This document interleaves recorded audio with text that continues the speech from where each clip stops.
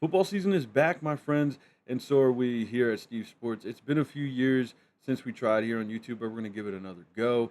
Figured what better chance than football season to start, and football season wastes no time getting started. Taking Farmageddon all the way to Dublin, Ireland on August 23rd as Iowa State off of the program's best season, 11 wins last year, Big 12 title appearance.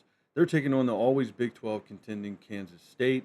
K State is going to come into this game field goal favorites, and I believe it's all riding on quarterback Avery Johnson. Most of the country views him as still having Heisman potential, and I do too. But 3,300 total yards last season with 32 touchdowns was kind of a letdown. The end of his freshman year brought on a lot of expectations. He was a Heisman dark horse by a lot of media sources entering last season, and I mean, he forced Will Howard out of Manhattan, Kansas. So the expectations should have been high. He struggled with some accuracy as a full time starter, and you can tell he's not a polished passer quite yet. But he did get better as the year went on, and the explosive play potential is undeniable. He might be the fastest quarterback in the entire country. His leading wide receiver returns in Jace Brown, who nearly eclipsed 1,000 yards a year ago, and I'm fully expecting him to go well over that this year. They also bring in a few transfers at wide receiver, including 6'5" Boston College transfer Jerran Bradley, who was completely underutilized there because when he was at Texas Tech, he was top five in the Big 12 in receiving touchdowns. That adds on to a plethora of big red zone targets, along with tight ends Garrett Oakley, Braden Lofton, and Will Swanson.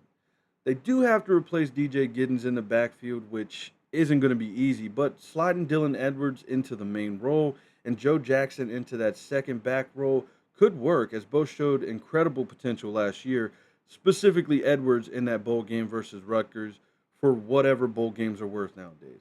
The O line does have to replace three starters, but I don't expect them to be a weak spot on this team.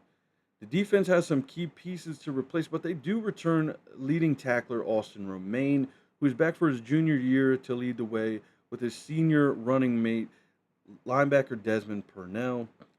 Leading sack man is gone Braden Mott, but they do return three of the other top four sack leaders from a year ago. Secondary is led by hard-hitting VJ Payne at safety, who is incredibly fun to watch. He caused two fumbles last year, had two interceptions as well.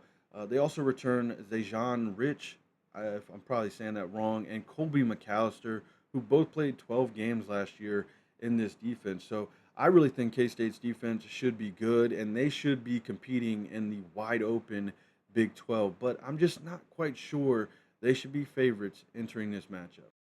Sorry to interrupt, but before we finish, don't forget to leave your prediction in the comments below, as well as any other games you'd be interested in a solo breakdown similar to this for. And don't forget to like and subscribe, and you'll help us reach 100 subscribers, where we're going to give away some merch of whoever wins out of the drawing. You have to comment, like, and subscribe below, though. Thank you. Back. Iowa State returns 9 starters on offense, basically only losing production at wide receiver, but that was a lot. Higgins and Noel entered the NFL after 1,000-yard seasons apiece, but all five offensive linemen charted to start have started for the Cyclones at some point in the past. Abu Sama and Carson Hansen ran for 1,300 yards and 15 rushing touchdowns combined last season, and I don't expect a fall off from them too. Jaden Higgins and Jalen Noel are gone, but they bring in Chase Soul from ECU, and in 9 games last year, he had 34 catches for 678 yards. That's 20 yards a catch. He's a playmaker, man. And Xavier Townsend, who played 2 years at UCF, has always flashed some potential to be a big play guy as well. Not to mention the other young guys who've been developing there in the wings. But the real reason I love Iowa State is Rocco Becht. People love Avery Johnson, and rightfully so. I'm a huge fan of him as well. But Becht is arguably a better passer and, at least scoring wise, as productive on the ground as Avery Johnson. He's got a lot of returning production up front, and he'll have a stable run game behind him. Rocco has a chance to take a huge jump this season if he can improve his accuracy and find some reliable pass catchers in this new group. Becht, alongside some key returning starters on defense like Dominic Orange, who I think is a future day two draft pick, and 3 year starter and first team All Big 12 corner Jeremiah Cooper, back with his duo partner on the outside who led the team in INTs last year, Jontez Williams.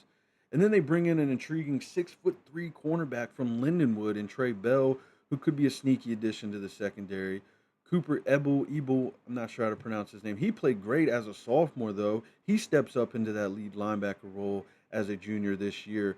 And this defense has been well coached under Matt Campbell, having a top 50 scoring defense every season, but Campbell's very first in Ames, Iowa.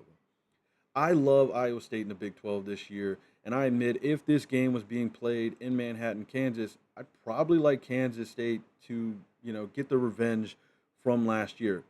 But it's not. Both these teams are going to travel all the way to Dublin, and I can't imagine Rocco Beck plays worse than he did last year in a game that somehow Iowa State won due to Beck's play. He was awful. I think he was like 13 of 34. He just didn't play well. And somehow this Iowa State team still won 29-21. They return a lot on defense. And I think this team is poised to have a great year in the Big 12. Both these teams should be competing for the title. And this game has a lot of implications toward that.